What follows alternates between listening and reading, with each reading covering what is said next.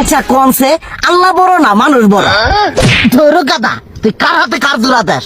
কোড়ায় আল্লাহ আর কোড়ায় মানুষ। যেটা কবার কইছে ওইটা কন। আল্লাহ বড় না মানুষ বড়? আল্লাহ তো বড়। আল্লাহ বড়, তাহলে আল্লাহর কথা না হইনা মানুষের কথা শুনেন কে? কি কইতাছস? কি আর আল্লাহর কথা মানে না মানুষের কথা মানে? হ্যাঁ, কি আর মানুষের কথা শুনেন, তাই না?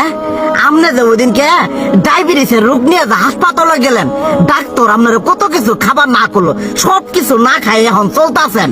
তাহলে আল্লাহ যে আপনারা কইছে যে হারাম খাবার না, সুদ খাবার না, কই আপনি তো কাম কাজ বাদ দিয়ে এলাকার আমাদের টাকা পয়সা না গায়ে খালি ওইলে দিয়েই খান। নিজেরা টেও হালাল ভাবে কামাই করেন না, ওই সুদ তো না করে টেয়া করে লাভ আহে ওইলে দিয়ে দিয়ে চলেন আর পেটা বড় বানাইছেন। শুনেন একটা কথা কই, হারামের কোনোদিন আরাম নাই। হালাল পথে রুজি রোজগার করেন, প্রয়োজনে এরা বেলা কম খায়েন, তাও শরীর পিণ্ডও ভালো থাকবো, কোনো রোগ বেদও হবো না, আরামও পাবেন, আল্লাহও খুশি থাকবো। তুই আমার এইভাবে বুঝাবি আগে কইলি না কে?